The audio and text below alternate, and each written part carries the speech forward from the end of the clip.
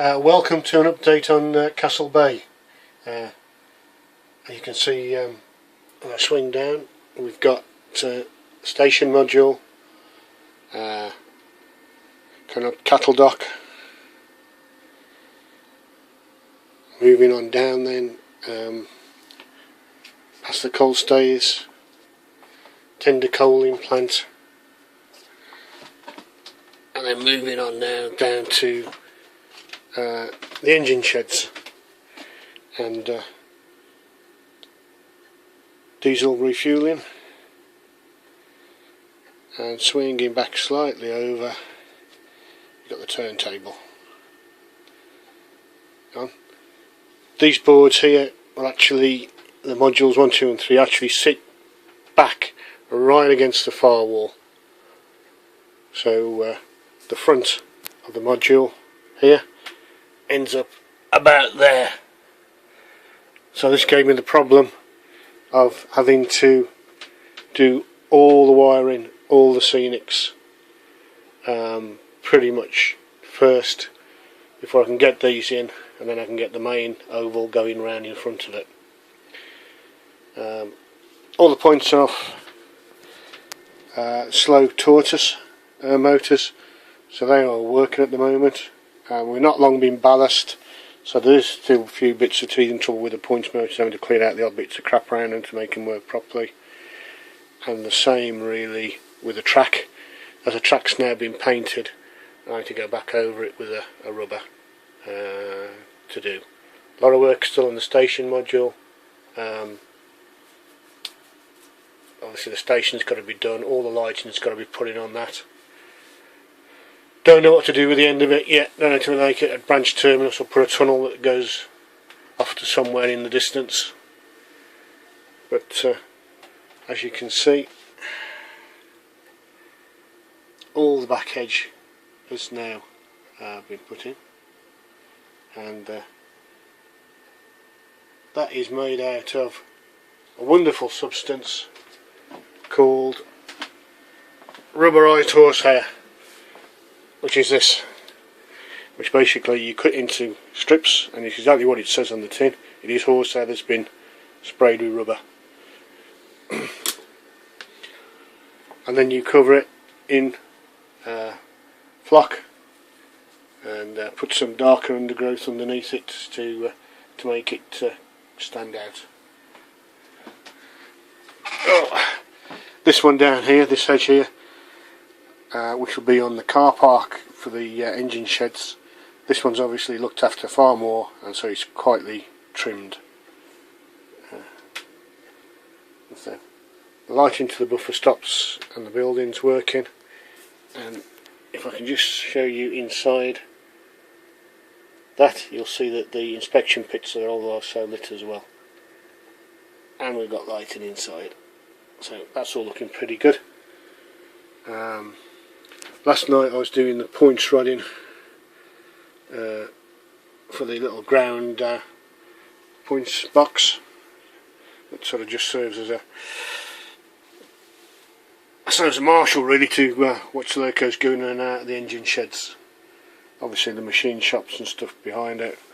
The cars at the moment are just there for give me some sort of ideas, perspective, and this little thing here will be the Wickham trolley for the engineers to toddle off and repair bits of track as it goes. The coaling plant, that will be lit.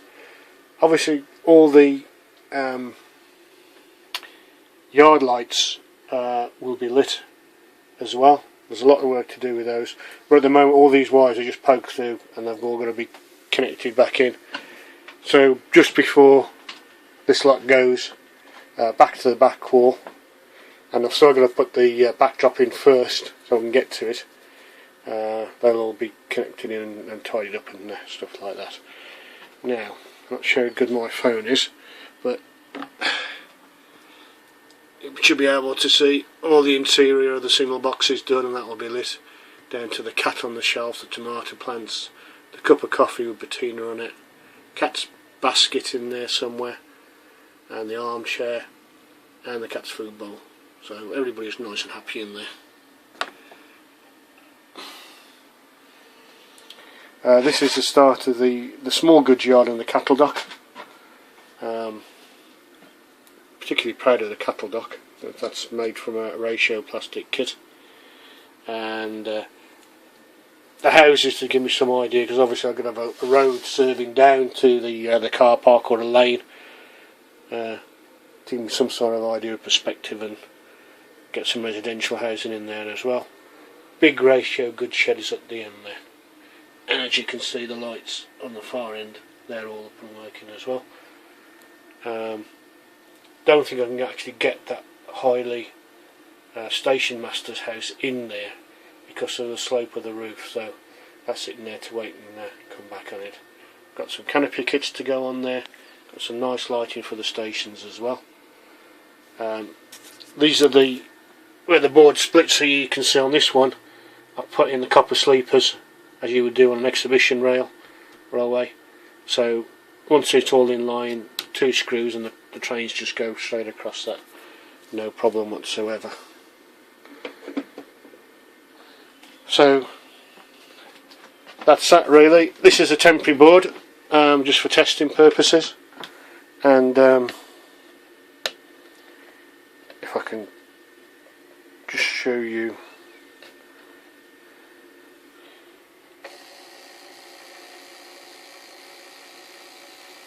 the indexing on that, on the turntable, and let it swing round as well to its new one. So that's pretty much is done. Big problem with this is that you get the smallest piece of ballast in on this track in here. The thing sort of jams and makes horrible grinding noises, so that's not very good. So that's where we are at the moment. Before the track was completely ballast, it was all tested. The Clayton's Class 17, that at the moment runs quite happily in bits and pieces of it, but obviously I've got to get the rubber out and do a lot more work on it yet and get it back up to scratch. That's pretty much where we are. I think the scenics are starting to come on quite quickly now. This piece of track is the branch that goes onto the main line loop, which will be here somewhere, but obviously when the track's back in position it's more over here, and I'm taking that as it is. Fortunately the quarry is a little bit neglected at the moment, as is the Lido. That never came on much more. I haven't done much more to that since it's been put back in place. After I had the Road to Damascus moment when I decided to rip up the original plans and start again. And obviously Castle Bay Light Railway, the narrow gauge, that is in. Occasionally odd bits of rubbish from the back fall on it, which is a bit sad. So we have had a few casualties at the moment sitting down there. But I'll soon tidy up. Again, once I get that, so I'm looking forward to getting that running,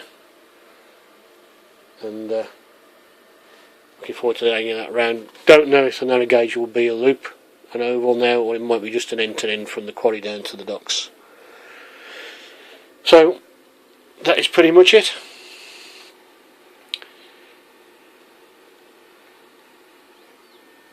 So I'll see you all soon, and I'll give you an update when something else is done.